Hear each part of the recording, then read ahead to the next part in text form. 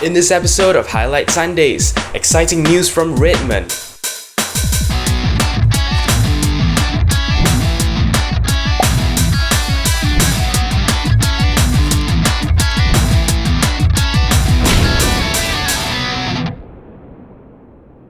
Hello and welcome back to Highlight Sundays. It is the 43rd week of 2012 and here are your highlights. So, as you probably have heard, Microsoft released Windows 8 this week. Now, this has been quite a controversial change since of course the main operating system has been revamped significantly through the introduction of a new touch-friendly interface, formerly known as Metro and now simply just known as Windows 8. This paradigm shift is making a lot of people really uncomfortable.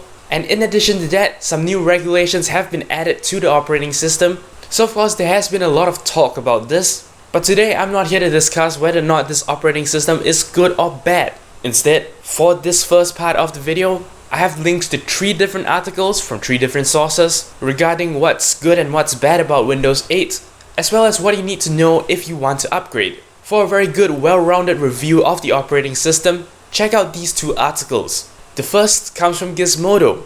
It gives you quite a good rundown of what to expect when it comes to Windows 8, in particular what stays the same and what actually changes. And in my opinion, this is really good for, potential upgraders, because then you know what to expect. Then the next article actually comes from the New York Times, written by none other than the great David Pogue. Of course, he has always been a little bit of a Windows cynic, and I don't blame him for that. But his article remains pretty much objective. It does end off on a slightly less positive note, but at the same time this article is great because it lets you know what to expect and what not to expect. And of course what could be done better by Microsoft.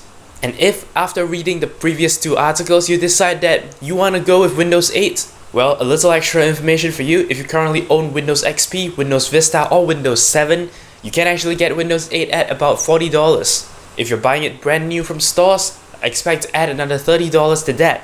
That is of course one of the more interesting things Microsoft has been doing to its past couple of versions of Windows, and that is by drastically lowering the price, which of course I think is great because then there is less of a deterrent for new buyers. And of course, if you want to know whether your computer can actually support Windows 8, check out this article from Lifehacker. It runs you through some of the requirements of Windows 8 and it gives you quite a definitive checklist to go through with your computer. From the sounds of it, Windows 8 will run on pretty much any computer that is capable of running Windows 7. This of course means not too much trouble for you, but if you are worried or if you have a slightly less able computer, you can check out the article from Lifehacker.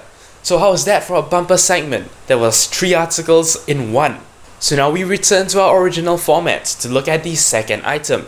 This second item is actually not technology related in any way, however I was very inspired when I watched it, so I thought I'd share it with you.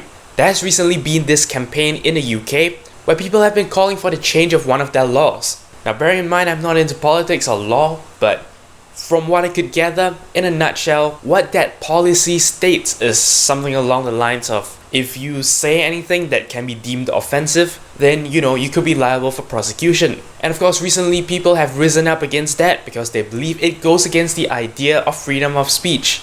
And more often than not, people put blame on the messenger instead of actually looking at the issues that bring up the message. I'm not very good at explaining this, but I know who's very good at explaining this. He is none other than Rowan Atkinson, the man who played Mr. Bean, and he recently made a speech and that was captured on video, and just watching that video really inspires you to think about, the whole concept of human communication. So I'm not gonna just sit here and talk about it. There will be an annotation link on screen as well as in the video description. Go ahead and watch that 5 minutes-ish of speech by Rowan Atkinson. I think it is a huge eye-opener. The next article comes from Engadget, who sourced it from BBC.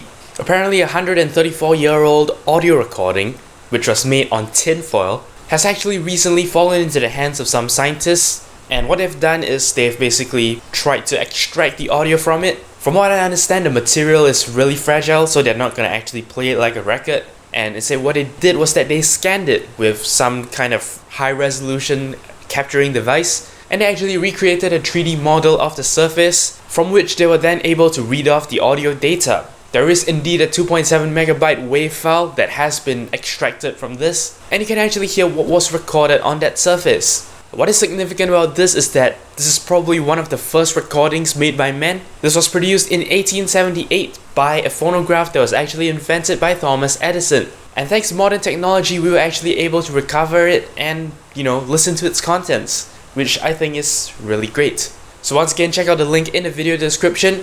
This will bring you to Engadget, where they basically summarize the entire thing. And if you're still interested, you can check out more links, which they normally have at the bottom of their articles. In this case, if you want to find out more, look for the link that says more coverage. That will lead you to the webpage of the people who are actually exploring this, as well as links to the WAV files for download. Our last article this week is actually a little DIY project, which was highlighted by Lifehacker, and this is actually surprisingly useful. So the idea is, if you don't actually have a whiteboard around, and sometimes you just want to very quickly take down stuff, the idea is to actually replace your tabletop with a whiteboard surface. So basically, you can write on your desk, you can erase your desk, and I think that is quite ingenious. But of course, in the comment section, it was actually raised that, it could get quite dirty. I sort of imagine your shirt cuffs could be erasing the ink and then you get particles all over. So maybe this could use a little bit of refinement. But still, it is a very interesting concept.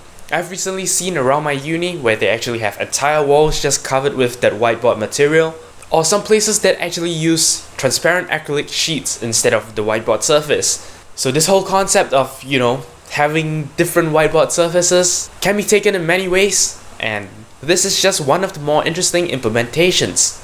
But that's it. That's all we have time for today. As always, if you have any comments, queries, or suggestions, feel free to leave a comment in the comment section below. And if you have anything to share at all for week 44 of Highlight Sundays, I would greatly appreciate it if you either left a comment below, or you could also shoot me a message in my YouTube inbox. As usual, I appreciate every like, favorite, and subscription you give me.